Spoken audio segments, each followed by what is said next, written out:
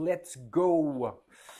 Aujourd'hui, à cet épisode de Lecteurs Lounge, premièrement, je me présente, Jean, votre humble lecteur pour ce podcast Lecteurs Lounge.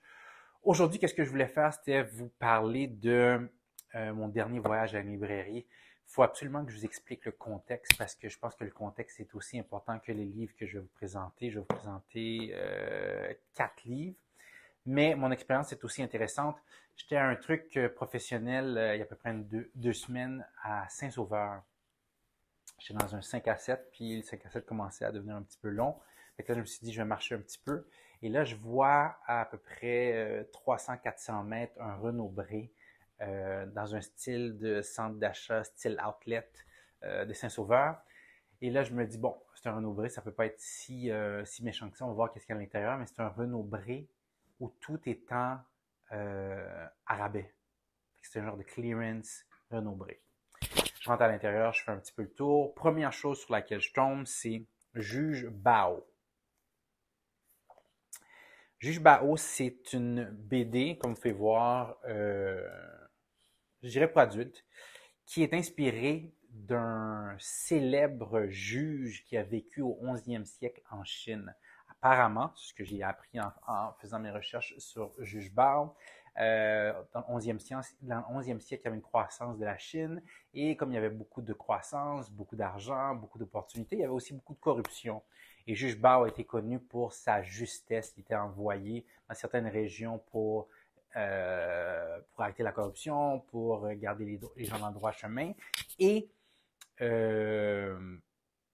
beaucoup d'histoires ont été inspirées de lui. C'est devenu comme, c'est un mythe. Et dans ces BD-là, je pense qu'il y a 6 tomes au total, Juge Bao et les rois des enfants, celle que j'ai pris. Celle-ci, dans cette BD-là, il est chargé de retrouver 2 jeunes filles qui ont été kidnappées. Et là, il arrive dans un de setup où les gens de commerce dans le coin essaient de garder ça le plus tranquille possible pour pas que ça affecte la business. Les gens veulent retrouver les 2 jeunes filles innocentes et lui arrive et il commence. Donc là, j'ai pas tout lu, mais ça m'a l'air très intéressant. Je crois que je vais aller prendre les autres tomes. Je vais essayer de trouver les autres tomes. C'est sûr que quand tu arrives dans un Renaud-Bré à Saint-Sauveur, puis tu tombes sur une BD sur un juge qui faisait la loi au 11e siècle de l'essor chinois, tu prends. Fait que j'ai mis ça dans mon sac, Juge Bao. En passant, c'est les éditions Fée, Juge Bao de Patrick Marty et Chongri Ni. Juge Bao. Alright. Vous êtes prêts? Deuxième. Je continue mon petit chemin à travers le Renaud-Bré. Je me suis dit, OK, parfait, j'ai un petit budget. J'ai pris le premier, c'est beau. Deuxième, dès que je vois le prix, je me dis, OK, c'est intéressant. Ça s'appelle The Montreal Olympic Stadium. Vous le savez, j'ai une obsession un petit peu pour Montréal. À chaque fois qu'il y a des livres, qu'il y a des scènes de Montréal, des trucs qui se passent à Montréal, ça m'intéresse beaucoup. Alors quand je vois ça, je me dis, OK, c'est intéressant. Dans le fond, ça a été écrit par Roger Taillibert, qui est l'architecte lui-même qui a dessiné le stade olympique. Et si vous voulez savoir pourquoi il écrit un livre, c'est un coup de gueule tout simplement pour dire je vous résume rapidement la préface. Là, je ne suis pas encore rentré dans les détails, mais ça a l'air très intéressant. Où il dit, garde, j'ai fait quelque chose d'extraordinaire, vous ne l'avez pas traité, les entités qui devaient ne l'ont pas traité comme elles devaient. Alors, je m'en excuse, mais je pousse la balle dans le camp de Montréal, en guillemets. Fait que c'est ça la préface du livre, c'est ça, je pense que le livre est orienté dans cette direction-là. Mais je trouvais que c'était intéressant de voir sa perspective de premièrement, comment il est inspiré pour trouver le design. À l'intérieur, on voit déjà des images. Fait que je suis intéressé de voir qu'est-ce qu'un architecte a à nous proposer à ce niveau-là. Il faut considérer que quand il a fait ce design-là, c'était un des architectes. Il doit encore, il était pendant une grande partie de la fin du 20e siècle un architecte très populaire parce qu'il a dessiné beaucoup d'autres grands projets à Montréal. Il y avait même des histoires qui sont passées, à savoir s'il s'était fait trop payer. Je pense que dans les années 70, à l'aube des Olympiques qui arrivaient, il s'était fait payer pour beaucoup de ces grosses infrastructures à Montréal. Il y avait des questions par rapport à est-ce qu'on le payait trop.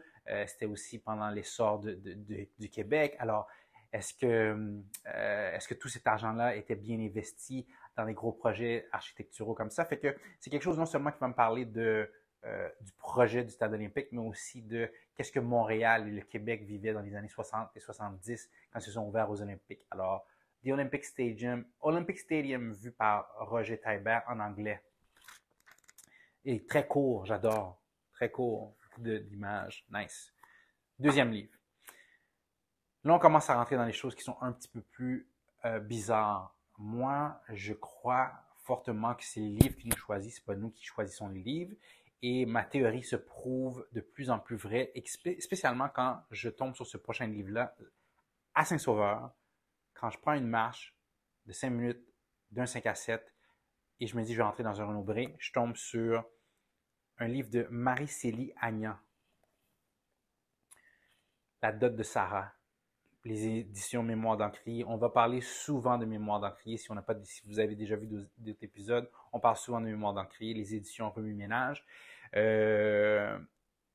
Marie-Célie Agnan, auteure d'origine haïtienne qui est arrivée au Canada dans les années 70, très prolifique. Elle a écrit d'autres livres, dont Le silence du sang, si je ne me trompe pas, qui est un livre qui a gagné en 98 le prix du gouverneur général. Maintenant, je pense qu'elle vient de tout juste nominer sur la liste des poètes du Parlement du Canada. Alors, une autrice ou une auteure décorée d'origine haïtienne et dans la dot de Sarah des éditions Mémoire d'Encrier, extraordinaire histoire, elle se base sur elle raconte l'histoire d'une grand-mère haïtienne qui suit sa fille et sa petite-fille à Montréal à la tournure des années 60-70.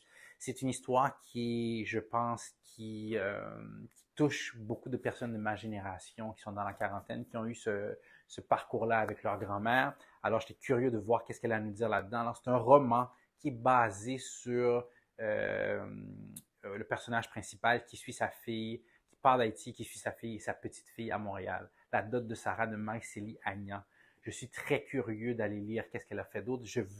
Malheureusement, je viens tout juste d'apprendre de la connaître. Alors, je suis tombé sur elle, Manoir Saint-Sauveur, pas Manoir Saint-Sauveur, Saint-Sauveur dans un Renaud-Bré. Troisième achat. Dernier achat, puis là, c'est là qu'on commence à rentrer dans les choses encore plus particulières. Un genre de magazine qui s'appelle 365. Je vous montre de quoi ça a l'air. Vous savez, j'adore les livres aussi pour les objets artistiques qu'ils sont. 365, c'est un magazine. Cette édition était à l'honneur de l'extravagance. Alors, très intéressant comme magazine. Premièrement, on combine des articles, on combine des critiques, il y a même une section des extraits, il y a même une section galerie. Alors, il y a vraiment un petit peu tout de ce livre-là. C'est écrit en français, en créole, et c'est, je reviens, Haïti de l'intérieur, de l'autre bord et sur le fil, 365, édition extravagante. Alors, c'est un magazine qui parle d'Haïti, des auteurs haïtiens, des histoires qui sont reliées de proche ou de loin d'Haïti, en français, en anglais, en créole, alors un petit peu aux États-Unis, en Haïti. Je ne sais pas si c'est Montréal, mais peut-être plus en Europe.